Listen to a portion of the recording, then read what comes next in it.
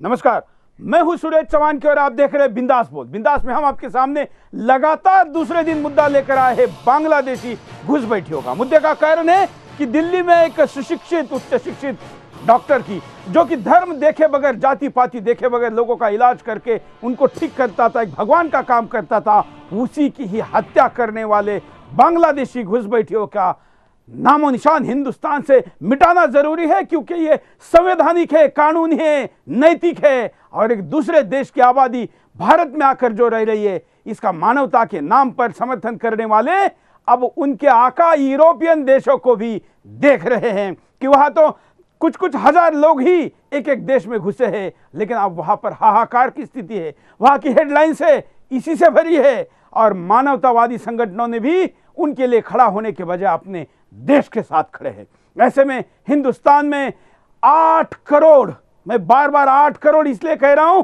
क्योंकि 8 करोड़ के आबादी का गुजरात भी नहीं है। कितने छोटे राज्यों की अगर हम संख्या जोड़ लें तो 10 से ज्यादा राज्यों की 8 करोड़ मिलके भी नहीं होती है। और दुनिया के मैं अगर देशों की बात करूं तो 8 करोड़ के लिए छोटे देशों से अगर मैं शुरुआत करूं तो 50 के आसपास देश मुझे एक करने पड़ेंगे, तब जाके उनकी आबादी 8 करोड़ होगी। इतनी आबादी हिंदुस्तान में घुस चुकी है। यह आबादी इतने घुसने के बावजूद और उनके सारे क्रिमिनल रिकॉर्ड होने के बावजूद हिंदुस्तान का जहादी मीडिया उनके खिलाफ बोलने के लिए तैयार नहीं है। और इसलिए हमने पहले भी इस पर कार्यक्रम किया था, लेकिन डॉक्टर नारंग की हत्या के बाद हमने इस मुद्दे को आपके सामने दोबारा लाने का तय किया है। आज पूरे दिन दिल्ली में हमारे सारे रिपोर्टर्स ने दिल्ली के चप्पे चप्पे पर बांग्लादेशी घुसपैठियों के जो नोगोज एरिया है वहां पर भी छापे मारे, आपके सामने वीडियो दिखाए, वहां पर जो पीड़ित लोग हैं उन लोगों के दुख को, दर्द को भी आपके सामने रखा। उनमें से 2 रिपोर्टर हमारे साथ जुड़े रहेंगे, 2 अतिथि स्टूडियो से जुड़े रहेंगे, आपकी प्रतिक्रिया भी हम लेंगे। लेकिन पहले मुद्दे को देखते हैं।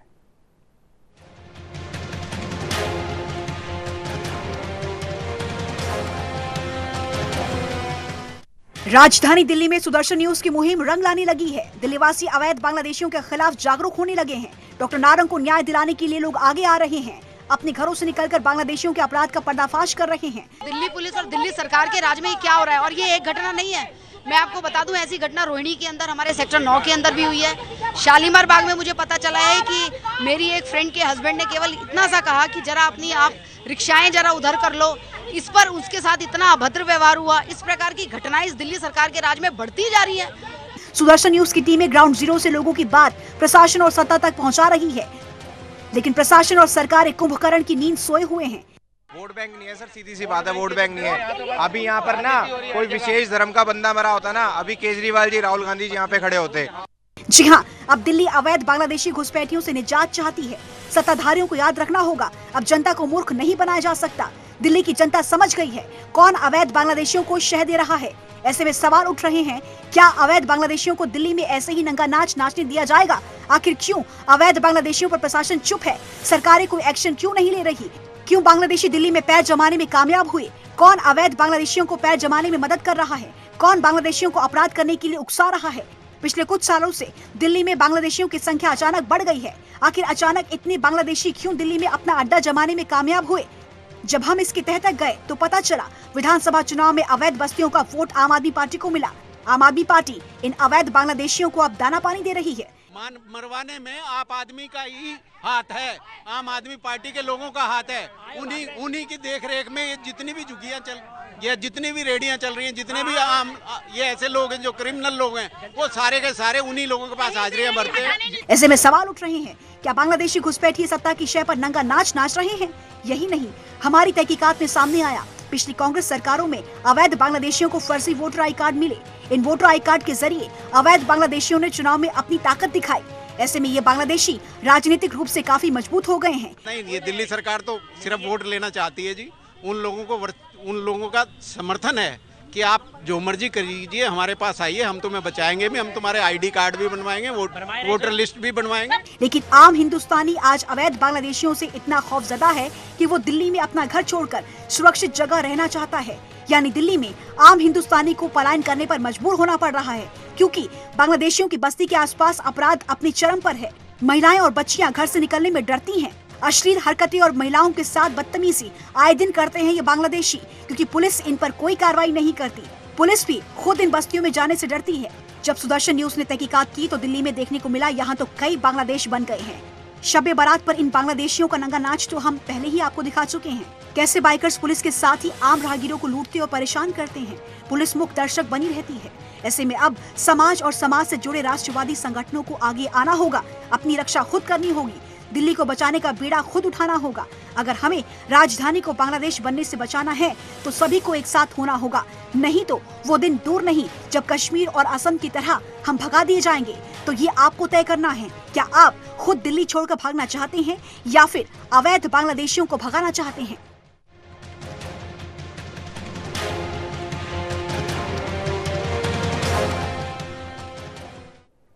तो ये मुद्दा है और इस मुद्दे पर हाथ खोल के दिल खोल के बात करनी है। हमारे साथ दो अतिथि हैं। कल भी हमारे साथ थे मयंक जैन जी, जो कि बांग्लादेशी घुसपैठियों के एक्सपर्ट है, वरिष्ठ पत्रकार हैं। साथ में दक्षिण भारतीय अभिनेत्री और राष्ट्रवादी मूवमेंट में एक्टिव रहने वाली प्राची अधिकारी जी भी हमारे साथ हैं। दोनों का स्वागत करता हूं। साथ साथ में हमारे साथ हमारे दो रिपोर्टर, गौरव मिश्रा जो कि ग्राउंड जीरो से है। मैं बता दूं, गौरव को पहले लाइव में लेते हैं। गौरव के आसपास आज आपको लोग नहीं दिख रहे, इसका कारण दिल्ली पुलिस है। दिल्ली पुलिस ने वहां से कुछ लोगों को यह कह के अरेस्ट किया कि सुदर्शन का जो कैंपेन चल रहा है, इस कैंपेन में अगर आप हिस्सा लोगे तो हम आपको अरेस्ट करेंगे। हमारे रिपोर्टर को भी अरेस्ट की धमकी दी है अगर वो आज वहां से रिपोर्टिंग करता है। तो हमने कहा कि आपको लाइव अरेस्ट होते हुए हम दिखाएंगे, और अगर इसके लिए बांग्लादेशियों के खिलाफ हमको दिल्ली पुलिस से भी अगर लड़ना पड़े तो हम तैयार हैं। इस ग्राउंड जीरो से इस वक्त हमारे साथ गौरव है।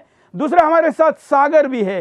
सागर सीलमपुर से है, उनके साथ कई लोग हैं। इन हमारे आज 10 रिपोर्टरों ने दिल्ली के 10 अलग अलग क्षेत्र बनाकर करीब 100 जगह पर, एक व्यक्ति 10 जगह, ऐसे 100 जगह पर आज स्कैनिंग की है। उन दोनों के पास जाएंगे, फिर स्टूडियो में चलते। पहले गौरव को फ्री करते हैं। आज सवेरे से गौरव इस पर है। गौरव, क्या दिन भर का कुछ रिपोर्ट आप बता पाएंगे जो कि हिंदुस्तान को पता चलना चाहिए? देखिए, निश्चित तौर पे सुबह जैसे ही हम यहाँ पे पहुँचे विकासपुरी में, डॉक्टर नारंग के घर काफ़ी हिंदू संगठन के जो लोग हैं वो मूवमेंट कर रहे हैं, उनसे मिलने आ रहे हैं। और आज ही तमाम हिंदू संगठनों के लोग आए और खुद आज एमएस बिट्टा भी यहाँ पे पहुँचे हुए थे। और परिवार वाले हालांकि एमएस बिट्टा से मुलाकात जरूर किए, लेकिन परिवार के ऊपर एक ऐसी स्थिति लग रही है कि परिवार डायरेक्ट मीडिया में इंटरप्ट नहीं होना चाह रहा है, चाहे वो अंदरूनी दबाव हो या उनके ऊपर पुलिस का दबाव हो, क्योंकि पुलिस अभी इस पूरे मामले को इन्वेस्टिगेट कर रही है। और आज जब हमने एक शो किया अपना जाके विकासपुरी में, जो जे कॉलोनी है जहां से लड़के डॉक्टर को मारने आए थे, डॉक्टर नारंग को, जिसके बाद उनकी हत्या हो गई थी, तो जैसे ही हम उस इलाके में पहुंचे वहां पर अचानक से ही जो भीड़ है वो पहले तो आके एकदम से घेर लेती है, पूछती है कि आप क्यों आए हैं, क्या है। कैमरे देख के उनको थोड़ी सी परेशानी होती है, लेकिन जब हम अपना बातचीत करते हैं, उनसे बातचीत का सिलसिला शुरू करते हैं, तो काफ़ी ऐसी महिलाएं भी आईं जो वाकई में प्रताड़ित हो रही हैं। उनका ये कहना है कि हम अकेले नहीं रात में निकलते हैं, पुलिस वाले भी हमारी कंप्लेंट को नहीं सुनते हैं। कुछ ऐसी भी महिलाएं थी जिनका कहना था कि जब हम कंप्लेंट करने के लिए थाने में फ़ोन करते हैं तो पुलिस वाले कहते हैं कि तुम्हारा पति कहीं पी के सोया होगा, जाओ उसको वहाँ पर खोज लो। यानी कि वो उसको उस तरीके से नहीं लेते हैं जैसा उन्हें लेना चाहिए। और आज हालात ऐसा है कि 2 लोगों की गिरफ्तारी विकासपुरी से पुलिस ने किया है। और खुद यहाँ के जो ज्वाइंट सीपी हैं उन्होंने सख्त आदेश दिया है कि इस पूरे केस में अगर किसी ने धार्मिक उन्माद फैलाने का प्रयास किया या फिर इस केस को बांग्लादेश से जोड़ने का प्रयास किया, घुसपैठियों से जोड़ने का प्रयास किया, तो उनके खिलाफ एक सख्त एक्शन लिया जाएगा। हालांकि थोड़ी देर पहले उनके टीम के कुछ लोग थे, कांस्टेबल थे, वो यहाँ पे मेरी गाड़ी के पास आए थे और उन्होंने शो शुरू होने से पहले मुझसे कहा था कि आप देखिएगा इस तरीके की खबरें चलाना जायज़ नहीं होता है। हालांकि लोग स्वेच्छा से आ रहे हैं, अपनी बात को रखना चाह रहे हैं क्योंकि वो यहाँ पे परेशान हो रहे हैं। लेकिन उसके बाद स्थिति ये है कि मैं थोड़ा सा एक फोटो दिखाता हूँ। थोड़ी देर पहले कैंडल मार्च हुआ था यहाँ पे, अभी भी कुछ मोमबत्तियाँ हैं, थोड़ी बहुत जरूर जल रही हैं और पीछे डॉक्टर नारंग की फोटो लगी हुई है। यहाँ पे कुछ लोग आए थे, 5 मिनट भी उन्हें रुकने नहीं दिया गया इस जगह पे। उसके बाद जो पुलिस से प्रशासन के जो लोग थे उन्होंने उनको वहां से भगा दिया। और आज यहाँ कैमरे पे कोई इसलिए भी नहीं बोलना चाह रहा है क्योंकि उन्हें डर लग रहा है। जी बिल्कुल, तो ये दिल्ली की स्थिति है। मैं अपने दर्शकों को, अतिथियों को और जो लोग इससे जुड़े हैं उनको बताना चाहता हूं कि 2 कारण हैं डर के। एक कारण तो यह है कि जो लोग मीडिया में बाइट दे रहे हैं बांग्लादेशी घुस बैठी है उनको देख लेने की धमकी दे रहे हैं, जिसने कुछ दर्शकों ने टीवी के कैमरे के सामने ये बात बताई कि आज तो हमारा चेहरा दिख रहा है, हमारे समर्थक तो शायद इसको देखे ना देखे और हमारे लिए आगे आए, लेकिन हमारे विरोधक, शत्रु, दुश्मन इस देश में घुस बैठे जो बैठे हैं वो हमारा चेहरा ध्यान रखकर हमको घात लगा सकते हैं। ये भी डर है। और दूसरा डर पुलिस की कार्रवाई का है। जो फरार है, इन लोगों को आश्रय देने वाले हैं, इन लोगों के गैर कानूनी कामों को आश्रय देने वाले राजनेता को अरेस्ट करने के बजाय उन लोगों को अरेस्ट किया जा रहा है जो बांग्लादेशी घुसपैठियों के खिलाफ बोलने की हिम्मत जुटा रहे हैं। हमारे साथ सागर भी है। सागर, आपका क्या रिपोर्ट है आज? देखिए, बिल्कुल आज हम अलग अलग जगह के अंदर, ईस्ट दिल्ली के अंदर ही अलग अलग, चाहे सीलमपुर हो, मुस्तफाबाद हो, सुंदर नगरी हो, सीमापुरी हो, वहां पर लोग इतने खौफजदा हैं कि घरों से निकलने के लिए वो रात के वक्त तो कतई सोच नहीं सकते। लेकिन सुंदर नगरी के लोग हमारे साथ मौजूद हैं। सर, आप ये बताइए कि बांग्लादेशियों से क्या अब आप दिल्ली वासियों को ही डर लगने लगा है?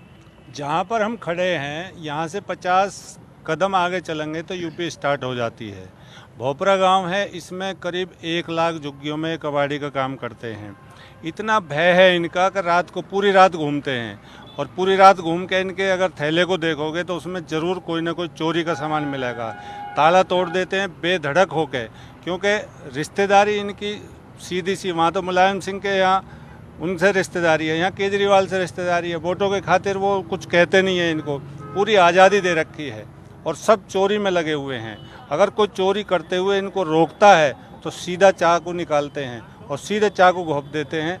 इस डर से कोई कुछ बोलता नहीं है, पूरा आतंक है इन्हें। अच्छा, बिल्कुल, कई ऐसी बच्चे भी जो थे वो शाम के टाइम अगर ट्यूशन जाएं, स्कूल जाएं, तो शायद वो डरने भी लगे हैं कि इस तरह के अगर जाएं तो पैसे छीन लेते हैं। 20-50 रुपए तक की ये जो बांग्लादेशी अलग अलग कैंप इनके चल रहे हैं, झुग्गी जो बस्तियाँ चल रही हैं, वहाँ तक का इस तरह की एक्टिविटी चल रही है। मैं तो पहले आपके चैनल का धन्यवाद करना चाहूँगा कि ये मुहिम आपने चलाई है और आवास कॉलोनी में कोई अपनी गतिविधि नहीं दिखा है। बांग्लादेशी इतने, यहाँ के गुंडे बदमाश इतने हो गए हैं कि आप थाने में देखें, जेल में देखें, सारे बांग्लादेशी मिलेंगे आपको। और बच्चों और महिलाओं का तो जीना दुश्वार कर दिया इन्होंने। 7 बजे के बाद जैसे गांव में हो जाता, हमारा भी निकलना दूभर है। और गतिविधि इनकी ऐसी रहती है कि इतना गंद फैला रखा है इन्होंने। गाड़ियां चोरी कर लेते हैं, गाड़ियां कटवाते हैं, बैटरियां गाड़ियों की निकाल लेते हैं, चाकू, छुरी, रिवॉल्वर साथ रखते हैं। और अगर पुलिस में कोई रिपोर्ट कराता, अगर कोर्ट तक जाता तो कोर्ट से जाने से पहले ही उसके साथ अत्याचार पूरा कर। एक महिला इतनी देर से हमारा प्रोग्राम के इंतजार कर रही थी अपनी बात कहने के लिए। आइए अम्मा जी, किस तरह का आप आ रहे थे, क्या क्या आप की इतनी उम्र हो गई है आपकी, क्या क्या यहाँ का एक्सपीरियंस बांग्लादेशियों का? साल की होगी। अच्छा, रात को ना हमें नींद आ सकती, ना हम खा सकते, ना सो सकते। इंगे तो चोरी करेंगे तो गद पार्क में कूद जाएंगे, किसी के मोबाइल छीनेंगे, किसी की चैन तोड़ेंगे, किसी का कुछ तोड़ेंगे, किसी की गाड़ी उठा के ले जा। ना मारुति देखे, ना बुलेट देखे, कुछ चीज़ नहीं छोड़ सकते। अब हम के लिए 2 माँ बेटा क्या कर सकते हैं यहाँ? तो बिल्कुल यहाँ पर आप भी आइए सामने। मतलब आपके छोटे छोटे बच्चे जब स्कूल के लिए भी जाते होंगे तो इस तरह का डर से आप लोगों को लगने लगा? तो जी बहुत ज्यादा है यहाँ पर। मैं यही हूँ पास में, और हमारी गली 1 साइड है। कोई ना कोई हादसा होता, जिला के बाहर भी निकल के आते हैं ना, तो समझो ये देखा, पकड़ो पकड़ो पकड़ो पकड़ो, चोर गया चोर गया। किसी का मोबाइल छीन लिया। यहाँ शादी विवाह होती है, ये समौदा भवन है, यहाँ भी लोग आते हैं शादी ब्याह के लिए, तो उसका भी किसी का मोबाइल छीन लेते, कभी किसी पैसे काट लेते हैं, छीन लेते हैं।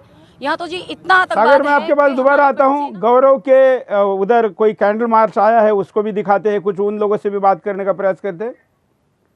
गौरव,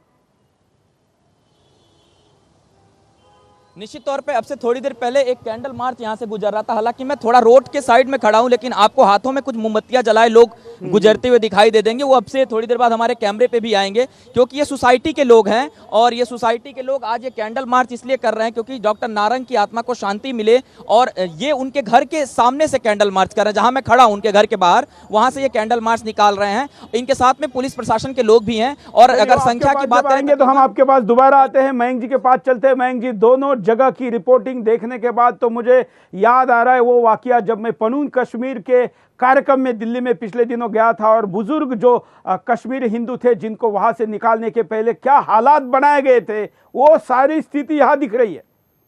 बिल्कुल ठीक कह रहे हैं आप। अभी जो हमारी हालत है, वो जो आप कैंडल मार्च देख रहे थे, लोग कैंडल्स ले जा रहे हैं, तो एक टाइम था जब हमारा युद्ध होता था, हमारे ऊपर संकट आता था, तो हम कैनन्स का इस्तेमाल करते थे। यूरोप भी कैनन्स का इस्तेमाल करता था।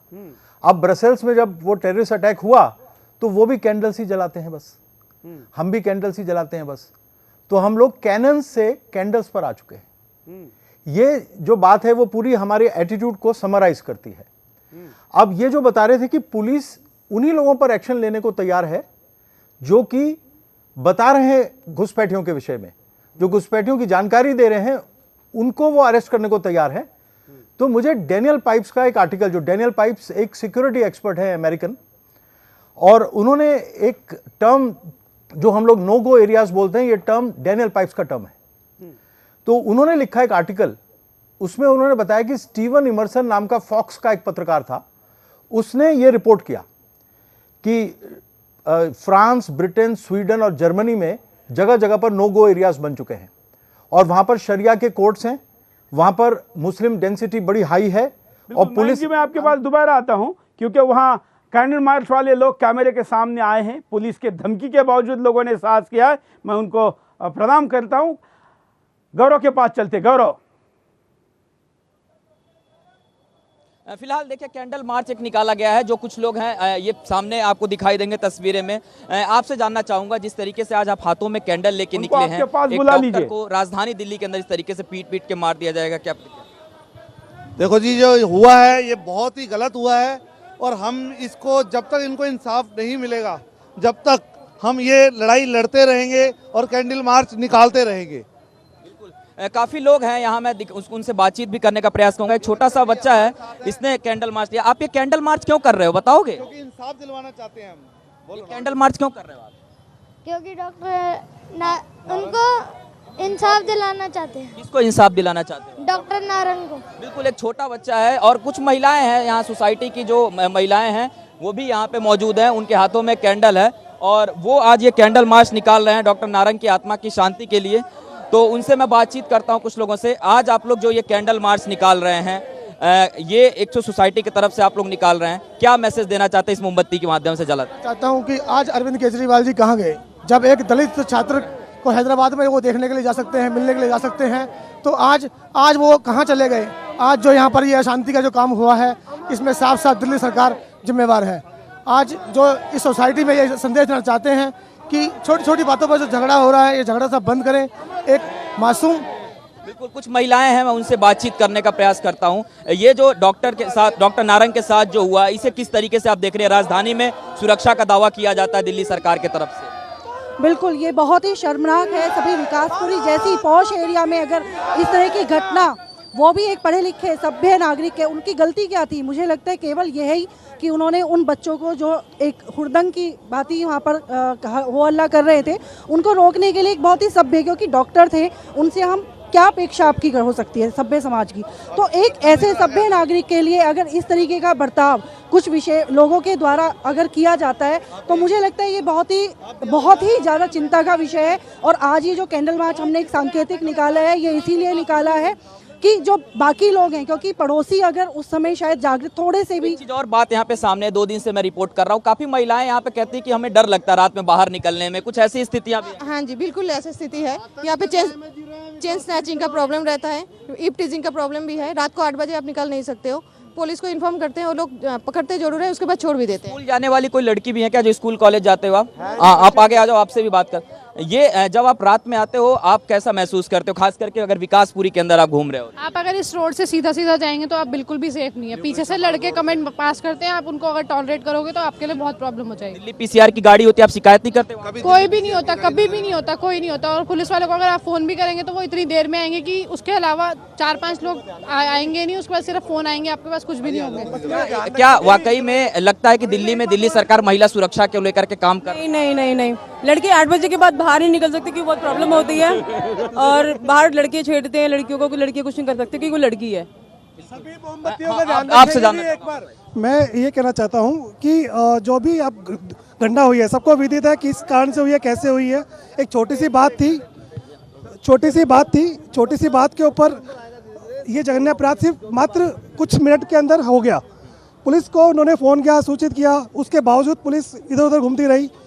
मेन रोड पे घर है इनका, सबको विदित है कि अपना रेड लाइट के एकदम इमीडिएट बाद आईसीएल। लेकिन आज भी मैं आपको बता दूं, यहाँ पे आज कुछ लोग आने थे, लेकिन आज पुलिस ने किसी लोगों को अरेस्ट किया वहाँ पे आपके यहाँ आने से। आज आपको ये बात समझनी पड़ेगी, 25 लोगों ने यहाँ पे हमला किया, उनमें से सिर्फ 9 ही गिरफ्तार हुए हैं अभी तक, और बाकी के कहाँ पे हैं वो लोग जिन्हें, और ये कोई आज नहीं हुआ, ये पिछले कई वर्षों से ऐसा चल रहा है, लेकिन आज ये इतना, और यहाँ पे कोई प्रशासन का इसमें कार्रवाई नहीं है। आगे एक मिनट, मैंने अभी कल पुलिस वालों से बात की थी, उन्होंने कहा था कि हम इनको इतनी कुटाई, आए दिन नए नए इतने मामले आते रहते हैं इनकी पकड़ते भी हैं इनको।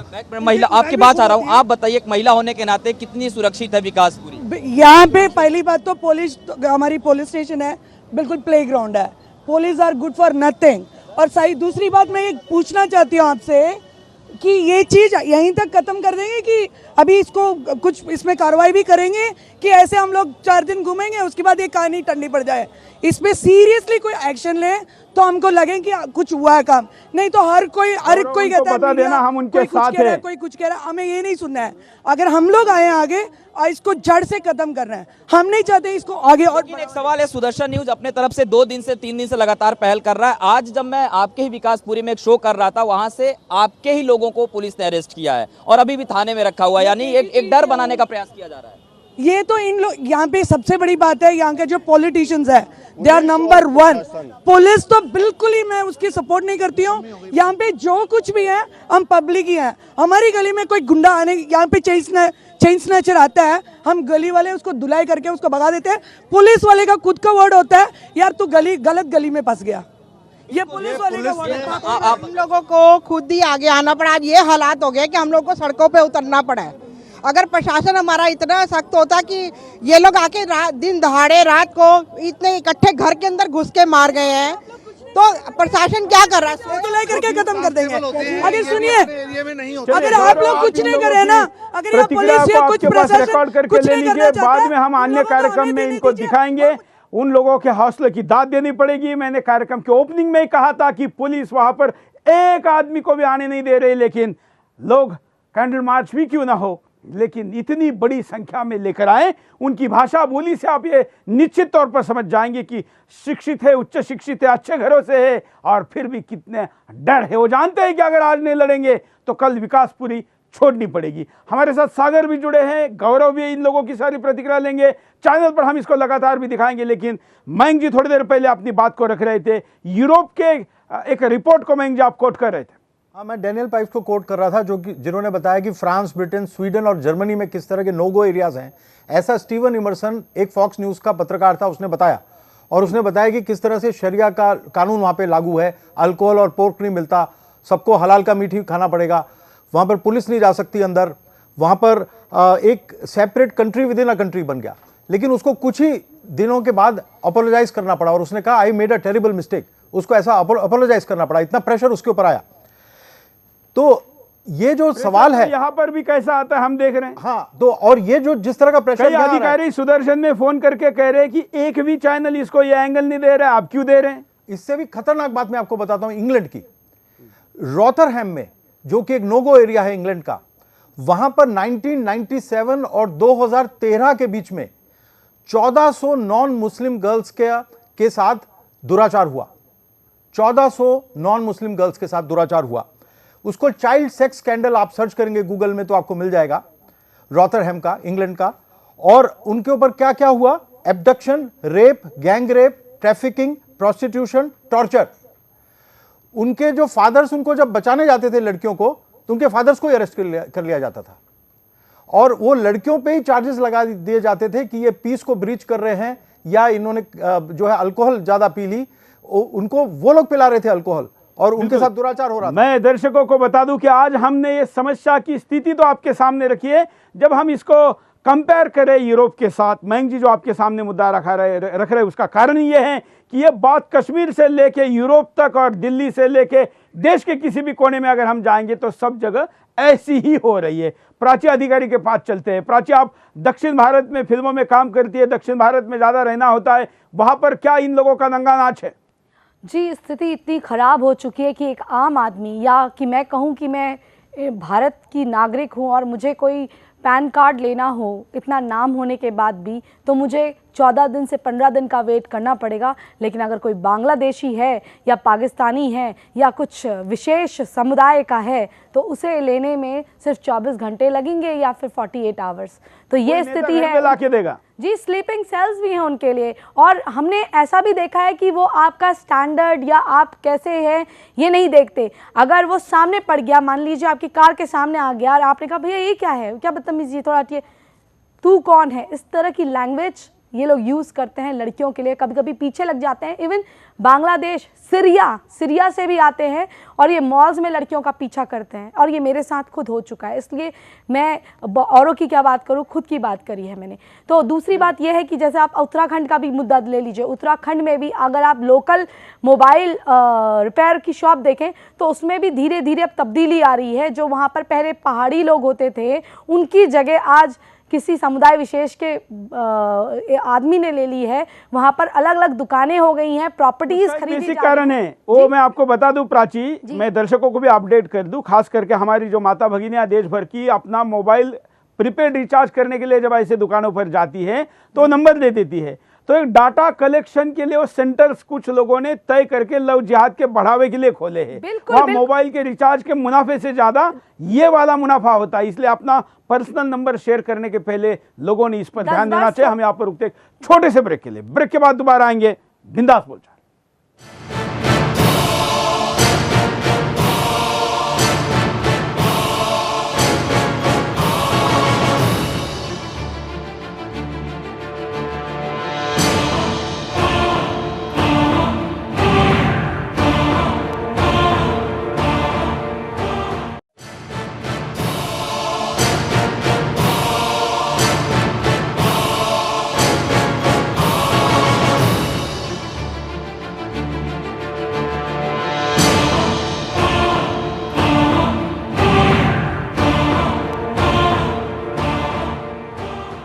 ब्रेक के बाद आपका एक बार फिर से स्वागत है। आप देख रहे हैं बिंदास बोल, और बिंदास में हम आपके सामने मुद्दा लेकर आए बांग्लादेशी घुसपैठियों का। दिल्ली में इनके चल रहे नंगा नाच का पार्ट 2 आज हम आपके सामने लेकर आए। हम जल्दी हिंदुस्तान के बाकी क्षेत्रों का भी लेकर आएंगे। आप भी आपके क्षेत्र में आप क्या पीड़ित है, क्या दुख है, आपके आसपास होने वाली घटनाओं को हम तक पहुंचाएं। कई कॉलर आज भी अपनी बात को रखना चाहते हैं, लेकिन आज हम उनको नहीं ले पा रहे क्योंकि ज़्यादा बात हम लाइव में जो लोग जुड़े हैं ग्राउंड जीरो से उनकी सुनाना चाहते थे। लेकिन अभी हम कॉलर के पास भी जाएंगे, उनकी बात भी सुनाएंगे कि कॉलर भी क्या कहना चाहते हैं। देश और विदेश में रहने वाले भारतीय भी अपनी बात को रखना चाहते हैं। एक कॉलर के पास चलते हैं। जय हिंद, क्या कहना है आपको? जानबूझ के इसीलिए कांग्रेस सरकार ने आधार कार्ड लाया क्योंकि बांग्लादेशियों को हिंदुस्तानी बनाया जाए। और यहाँ से तो ज्यादा हालत खराब कोलकाता में है, जहाँ पे बांग्लादेशी मुस्लिम लड़कियों के घर में घुस के मारती पीटती, उसके फैमिली को मारकर कोई ना बंगाली आता है ना ही दूसरे स्टेट वाला। सारा स्ट्रेटेजी वहीं से स्टार्ट हुआ है, बंगाल से। कोलकाता, मालदा, जो जहाँ से ले लीजिए, अचानक से मुस्लिम पॉपुलेशन कहाँ से बढ़ गया वहाँ। और सबसे ज्यादा इससे फायदा कांग्रेस को होता है, आम आदमी पार्टी को होता है। अचानक से 8 करोड़ कहाँ से इन कर गए ये 5 से 10 साल के अंदर। बिल्कुल, धन्यवाद। हमको ये कॉलर जो बात बोल रहा है, इस कॉलर के बाद से जुड़ा हुआ एक वीडियो हमारे पास है बांग्ला क्रिसेंट डॉक्यूमेंट्री से। ये वीडियो हम आपको दिखाते हैं। मयंक जैन स्टूडियो में बैठे, इन्होंने ये डॉक्यूमेंट्री बनाई है। करीब 7-8 साल पहले बनाई। इस डॉक्यूमेंट्री में एक महिला क्या खुद एक्सेप्ट कर रही है जो बांग्लादेशी है, हम उसकी वीडियो ही आपको दिखाते हैं। देखिए। क्या है? नरगिस। आप कहाँ से आई हैं? हम तो गांव से ही, बांग्लादेश से ही है, बचपन से ही पे। कभी आपको पुलिस यहाँ से बाहर निकालने की कोशिश करती है? करती थी, अब हमें नहीं करती लेकिन बाकी लोगों को करती है। अब आपको क्यों नहीं निकालने की कोशिश करती? हम लोग कलकत्ते के बना हुआ कुछ है हमारे पास। कलकत्ते से क्या बना आपके पास? हम उधर से रह के आए थे कुछ दिन, उधर से हमें प्रूफ है। अच्छा, तो कलकत्ते में आपके लिए क्या प्रूफ बनाया गया? पता नहीं, कोर्ट से कुछ बनाया। ये किसका राशन कार्ड है? हमारे पापा का है। बांग्लादेश से जब वो आए तब इनका राशन कार्ड भारत में कब बना? अभी बहुत साल पहले। किसने बनवाया था इनका राशन कार्ड? हमारे पापा ने बनवाया था। और किसने? नहीं, किसकी मदद से बनवाया था ये नहीं पता। आप कौन सी पार्टी को वोट देते हैं? कांग्रेस को। जो इनका पॉपुलेशन बढ़ेगा, ये एक पॉलिटिकल लॉबी की तरह से काम करेंगे और that is reflected in the voting pattern, जिसलिए कोई भी पॉलिटिकल एक्सेप्ट पार्टी कर रही है इंडिया में, पश्चिम बंगाल बोलिए, इस मामले पर मुंह नहीं खोलना चाहते हैं। कैसे महिला एक्सेप्ट कर रही है कि वो बंगाल से भारत में आए, बांग्लादेश से भारत में आए, कलकत्ता में रहने के बाद वहाँ पर नेताओं के जरिए उन्होंने रेशन कार्ड बनवाया और अब उनको पुलिस, क्योंकि उनके पास तो अब एक ऐसा प्रूफ आ गया कि उनको परेशान करने वाले पुलिस वाले को भी वो जेल में डाल सकते हैं। इस देश के गंदी राजनीति ने और वोटों के लालच में लोगों का इतना और देश का इतना नुकसान किया है, जिसका हिसाब हमें इतिहास में बहुत बड़े इस गलती को भविष्य में भी चुकाना पड़ेगा। सागर हमारे साथ जुड़े कई लोग बड़े लंबे टाइम से उनके साथ खड़े, क्योंकि बिंदास में अपनी बात को रखना चाहते हैं। सागर के पास कुछ देर चलते। सागर,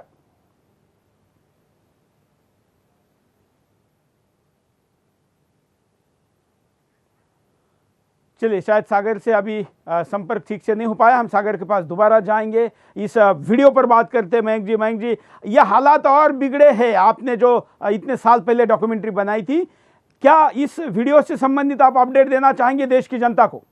देखिए, जो पॉपुलेशन की ग्रोथ है वो एस्ट्रोनॉमिकल है, मतलब उसका अंदाजा भी हम नहीं लगा सकते। आसाम में जो डिकेडल ग्रोथ है पॉपुलेशन की, मुस्लिम्स की, वो 30% है और हिंदूज की केवल 13.9% है। और बोंगाईगांव में एक जो डिस्ट्रिक्ट है असम का, वहां पर 31.8% मुस्लिम की ग्रोथ रेट है और हिंदू की ग्रोथ रेट केवल 2.3% है।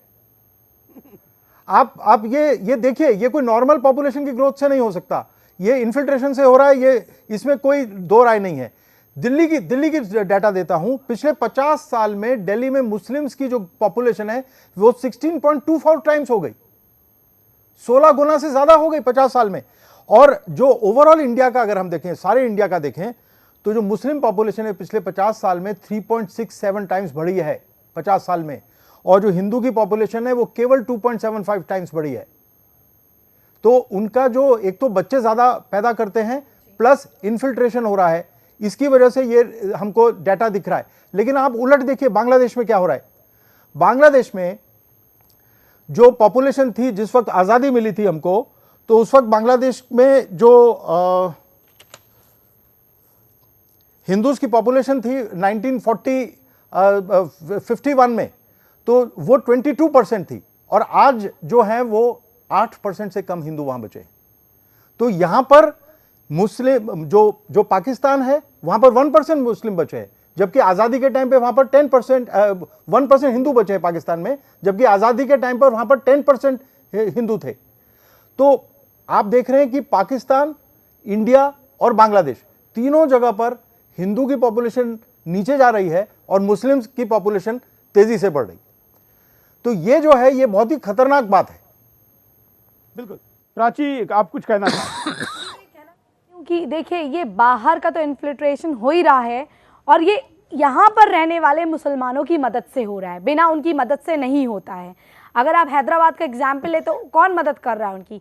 बिना बड़े हाथों के तो ऐसे वो आ नहीं रहे होंगे, ओवैसी वहाँ पर मदद कर रहे होंगे। और हमने तो ये भी सुना है कि स्लीपिंग सेल्स चलाते हैं, वहाँ पर उन्हें सोने के लिए घर, एक कमरा दिया जाता है जिसमें 200 रुपये मात्र में वो सो जाता है। क्या आम नागरिक, क्या आम हिंदू कोई भी सो सकता है 200 रुपये पर डे में? उनको दिया जाता है। वो वहाँ पर ऑटो चलाते हैं और वो कहते हैं खुलेआम कि काम करना हमारे धर्म में नहीं लिखा है कि इस तरह का ऑफिस का काम करना, पढ़ना लिखना, ये हमें तो जो देता है रसूल देता है। इस तरह की बातें वो करते हैं। अगर हम थोड़ी सी भी बात ओपनली कह देते हैं तो हमें रसूखा लगा के जेल में कमलेश तिवारी की तरह डाल दिया जाएगा। लेकिन इनमें से कोई अगर हमारी भारत माता के लिए अपशब्द और हमारी सीता माता के लिए अपशब्द बकता है तो उसको फूलों की माला चढ़ाई जाती है, उससे गठबंधन की तैयारी होती है। इस तरह की अपीजमेंट की पॉलिटिक्स जब तक इस देश में नहीं रुकेगी तब तक हर भारत जैसा एक मुल्क पाकिस्तान, बांग्लादेश बनता रहेगा। और अभी तो ये लोग इतना एक पढ़े लिखे नागरिक को मार के गए हैं। देखिए आप उनको, पंकज नारंग की क्या गलती थी? बच्चे का बॉल टकराया, उन्होंने कहा भाई माफ़ कर दो बेटा, चले जाओ अपने घर। वो आए, उन्होंने पर्सनल रिवेंज निकाला, मार दिया। उनको कितना जानते थे वो? अगर आप कोई बच्चा खेल रहा है, मुझे मार देता है, मैं कहती बेटा आपने नहीं करना था ऐसा, तो पर ये थोड़ी ना कि जाऊंगी उसके घर वालों को मारूंगी। ये एक सभ्य समाज की, कभी भी हमारे समाज में नारंग परिवार के साथ जो दोपहर में बातचीत हुई या उनका जो वीडियो हम आपको दिखाना चाहते हैं, उस वीडियो पर बोलने की आवश्यकता नहीं है, वीडियो को देखकर ही वीडियो बहुत कुछ बोलता है। देखिए, नारंग परिवार का आज दोपहर का ये वीडियो है।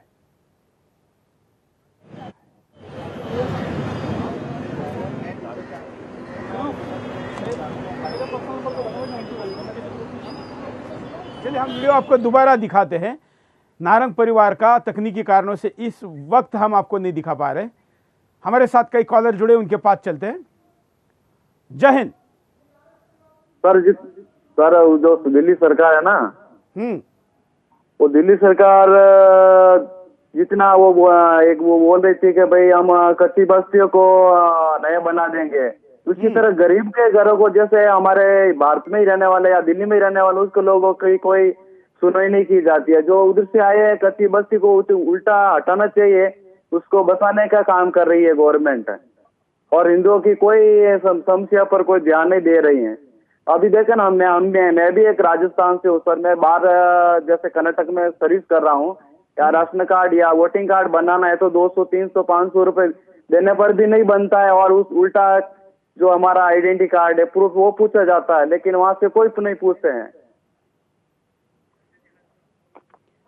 चलिए, धन्यवाद।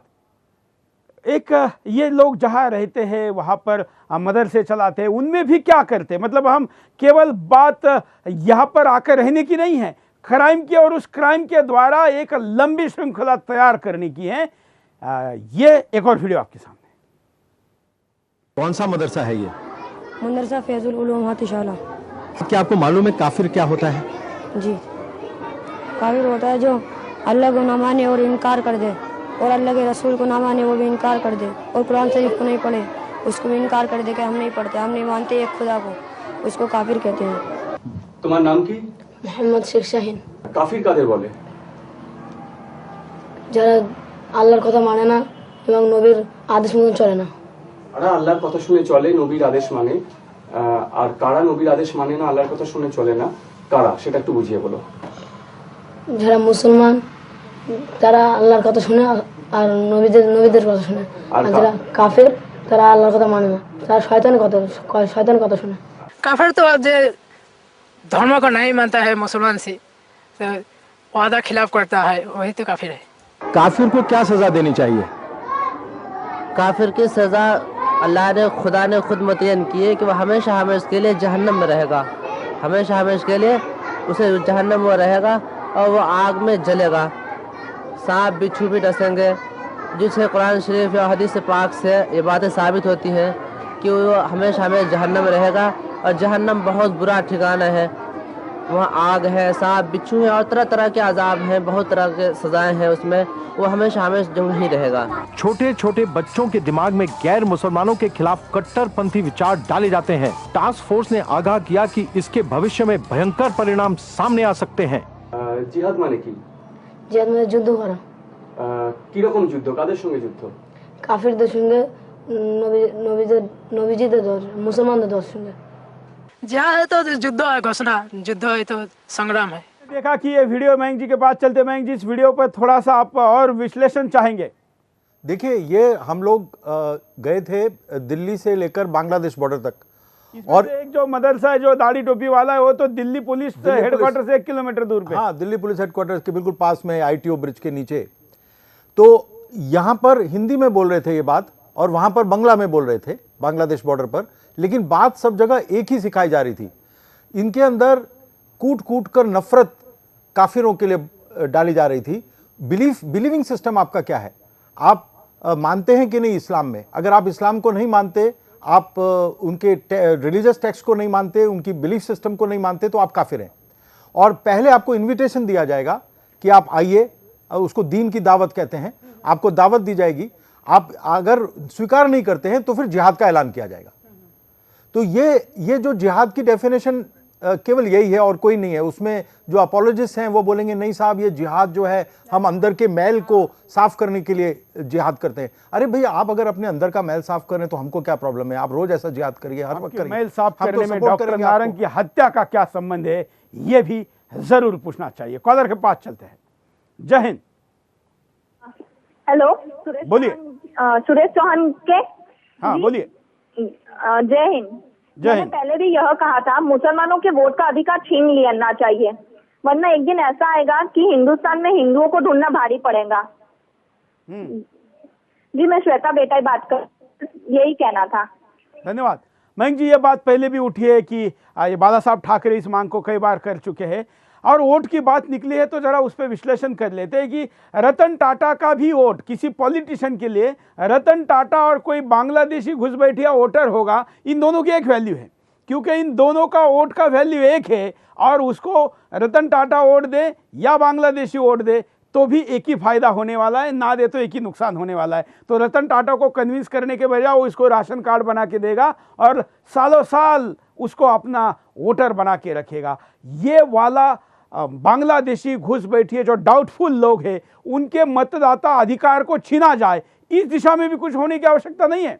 देखिए, बांग्लादेशी घुसपैठे को तो अधिकार होना ही नहीं चाहिए वोट करने का, लेकिन जो सस्पेक्टेड है तो अभी साबित नहीं किया गया है, उनके भी निकाल दिया जाए। देखिए, सब लोग जानते हैं कौन बांग्लादेशी है। मैंने पुलिस वालों से पूछा, मैंने एक्सपर्ट से पूछा, वो देख के बता सकते हैं कि कौन बांग्लादेशी है। और बहुत ही आसान है, उनके जो दादाजी हैं, उनके जो दादाजी के फादर हैं, उनका नाम पूछिए। सबको अपने दादाजी का नाम पता होता है, उनके फादर का नाम पता होता है। गांव का नाम पूछिए, गांव मिलेगा ही नहीं आपको।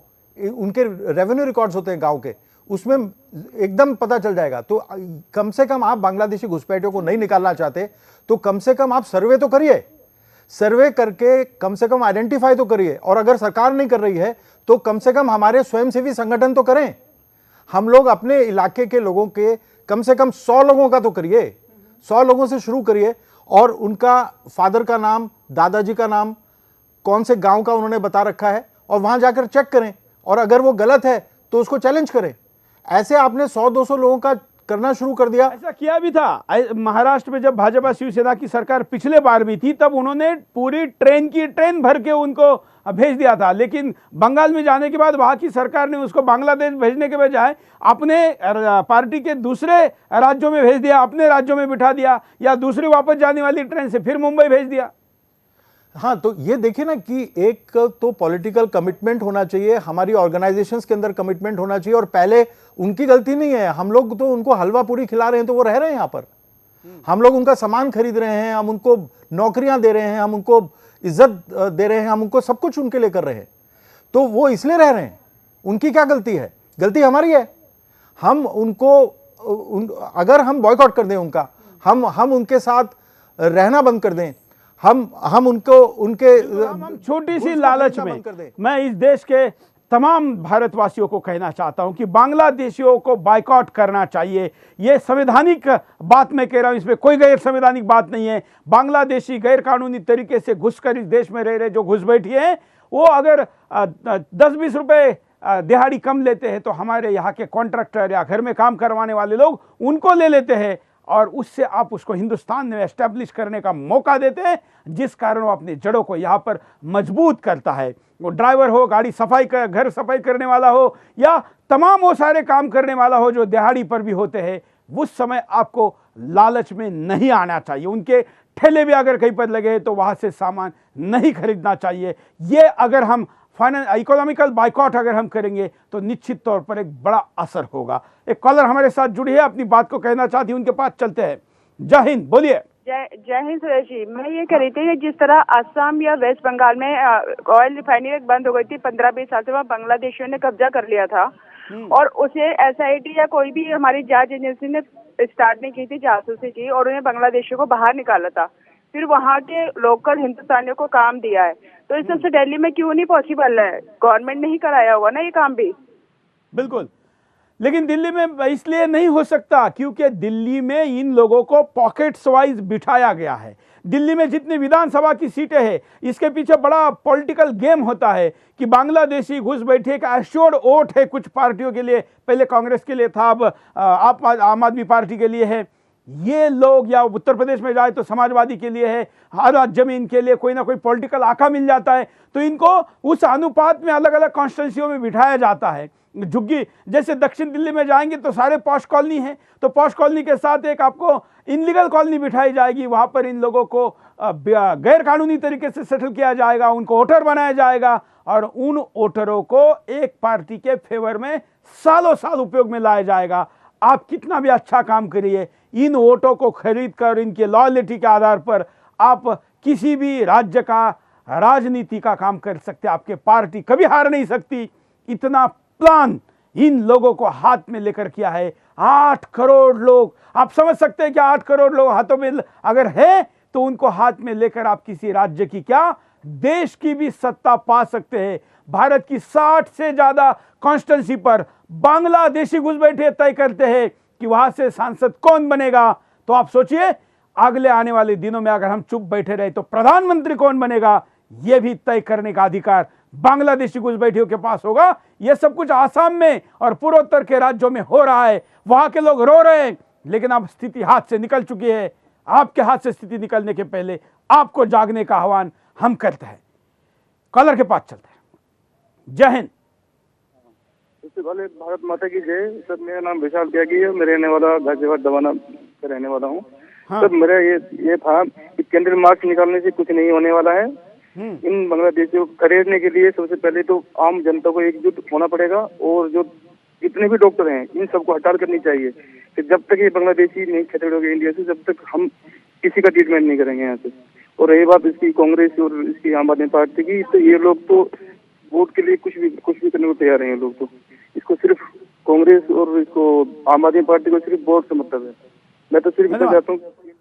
धन्यवाद मयंक जी और प्राची जी हमारे साथ जुड़ी है, दर्शक भी जुड़े हैं। अभी हमने आपके सामने समस्या रखी, परिणाम रखा, अब उपाय की दिशा में हम आगे बढ़ रहे हैं, क्योंकि हम केवल समस्या का गंभीरता और उसका ढिंडोरा पीट कर आपके सामने नहीं रखते, बल्कि बिंदास में हम हमेशा सुदर्शन में किसी भी कार्यक्रम से हम आपके सामने उपाय लेकर आते हैं। इसलिए उपाय की दिशा में आगे बढ़ते हैं कि इसका उपाय क्या है, उसके दिशा में कुछ सजेशन। मयंक जी देखिए, अब स्थिति ऐसी है कि एग्जिस्टेंस का सवाल आ चुका है।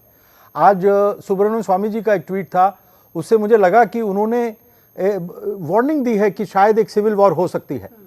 उन्होंने जो फर्स्ट एड बॉक्स रखने की मैं बताना चाहूंगा दर्शकों को, आपको कंटिन्यू करते हुए, सुब्रमण्यम स्वामी ने एक ट्वीट किया है और उसमें उन्होंने कहा है कि भारत में सितंबर से लेके 2016 के सितंबर से लेके 2017 के सितंबर तक करीब 1 साल का जो पीरियड है, वो देश में कुछ शक्तियों ने दंगे करवाने का पीरियड तय किया गया है। ऐसी इंफॉर्मेशन उनके पास है। ऐसी इंफॉर्मेशन मुझे लगता है 1 महीना करीब हो गया होगा, मैंने भी बिंदास बोल में दी थी कि देश में दंगों का बहुत बड़ा प्लान हो रहा है, क्योंकि आने वाले कुछ बड़े राज्य जैसे यूपी जैसे राज्यों के चुनाव में अगर पोलराइजेशन करना है और मोदी को बदनाम करना है तो बड़े पैमाने पर इसका प्लान हो चुका है और इसका ही दावत आज सुब्रमण्यम स्वामी ने किया है। मयंक जी कंटिन्यू करें। उसमें उन्होंने फर्स्ट एड बॉक्स रखने की बात की है और उनकी पोजीशन में कोई व्यक्ति हो तो वो ऐसे ही इशारा देता है।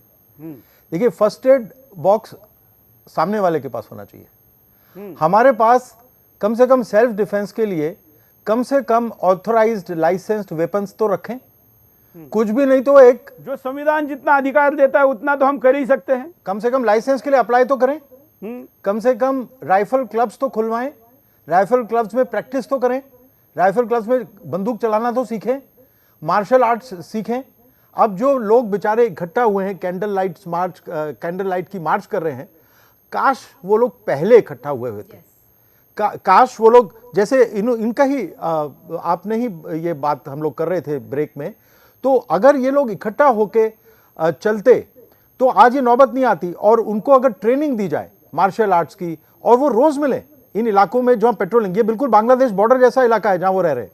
हालांकि हम बॉर्डर से बहुत दूर हैं, दिल्ली में बिल्कुल देश के सेंटर में है इस वक्त, राजधानी में। आप तो बॉर्डर का कह रहे हैं, मैं कहता हूं कि ये तो बांग्लादेश में रह रहे हैं। हाँ, बांग्लादेश में रह रहे हैं। अब तो मैं सोचता हूं कि वहां से हिंदू भाग के सोचता था कि मैं इंडिया में आ जाऊंगा, तो वो सोच रहा होगा कि इससे तो अच्छा मैं बांग्लादेश में ही रह जाऊं, अगर वहां की राष्ट्रीय राजधानी का ये हाल हो चुका है। और यहाँ के हिंदू को भागने के लिए कोई देश भी नहीं है। हाँ, और केजरीवाल जैसे लोग जब तक चीफ मिनिस्टर हैं दिल्ली के, तो बांग्लादेशी को कोई डर नहीं है।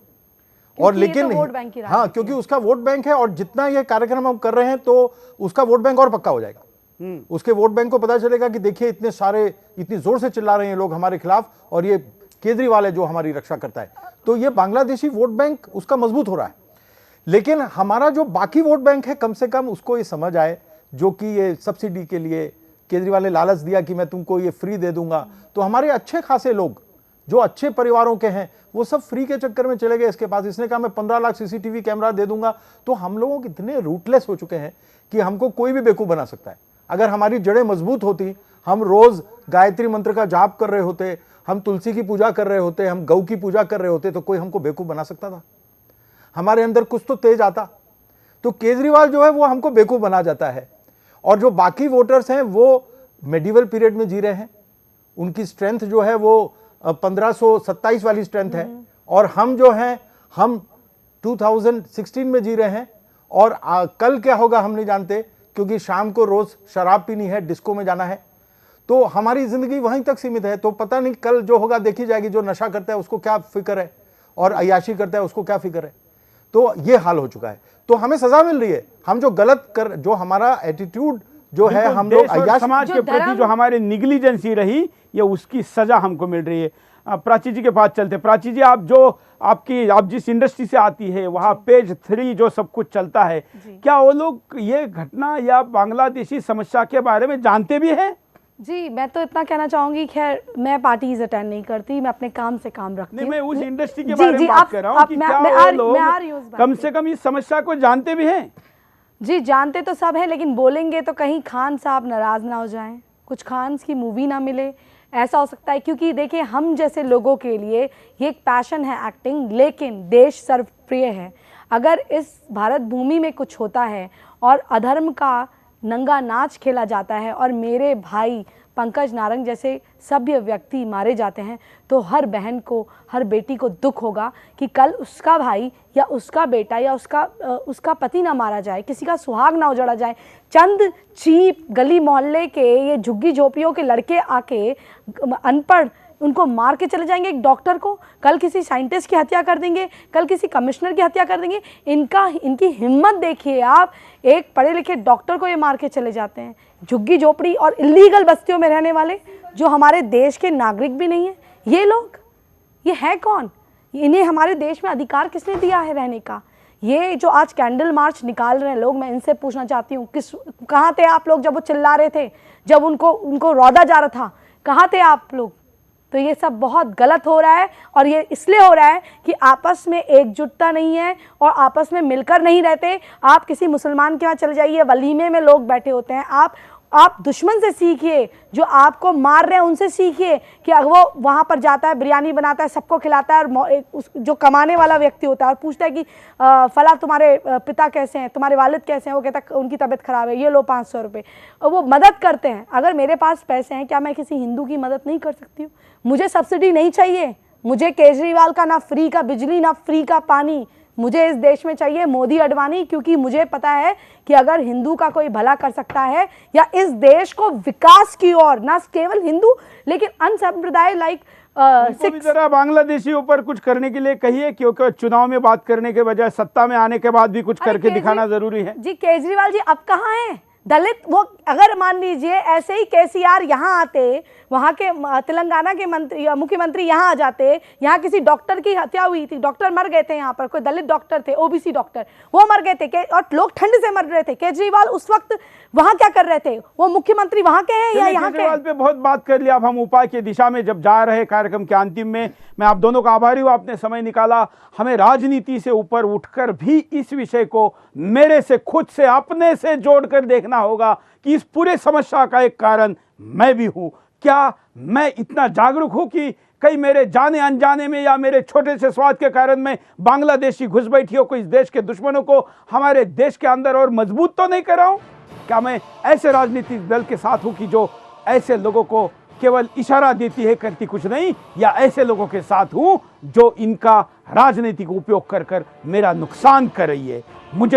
मुझे मतलब हमको, आपको सोचना होगा, और हम सब मिलकर अगर सोचेंगे तो हमारे पास इस समस्या के उपाय से मिलने वाला जो शांत सुकूनी भारत होगा। क्या आप जानते हैं, 8 करोड़ बांग्लादेशियों को इस देश से अगर हम निकाल देंगे तो 8 करोड़ नौकरियां पैदा होगी। इस देश में 2 करोड़ नौकरियों का वादा करने वाले प्रधानमंत्री को विपक्ष सवाल पूछ रहा है। मैं बताता हूं, अगर 8 करोड़ बांग्लादेशी निकाले जाए जो कि कुछ ना कुछ काम करते, वो सारे काम करने के लिए भारतीय लोगों को पैसे मिलेंगे। वो पर्यावरण का नुकसान करते हैं, उनके ऊपर भारत के इंफ्रास्ट्रक्चर का खर्चा होता है, वो हिंदुस्तानियों पर होगा। हमारा जीवन कितना सुकून भरा रहेगा। आज हम ट्रेन में जाते हैं तो हमको बैठने के लिए सीट नहीं मिलती, खड़ा होकर जाना पड़ता है। कल्पना करें कि उसमें से 8 करोड़ हिंदुस्तानी में जो बांग्लादेशी घुसपैठिए बैठे हैं, वो अगर ट्रेनों से उतर जाए तो हमारी ट्रेनें और बसों में वो भीड़ नहीं होगी। हमें पानी के लिए तरसना पड़ता है घंटे, कभी कभी कुछ कुछ जगह पर तो हफ्ते में 1 दिन पानी आता है। 8 करोड़ लोग हमारा हिस्से का हवा, पानी, अन्न, नौकरियां खा रहे। कम से कम देश तो बाद में अपने स्वार्थ के लिए और अपने कल के बच्चों के लिए तो कुछ करिए। अगर ये करने में हम ईमानदारी दिखाते हैं अपने लिए भी, तो भी आप देश का बहुत बड़ा काम करेंगे। आज के लिए इतना ही। जय हिंद।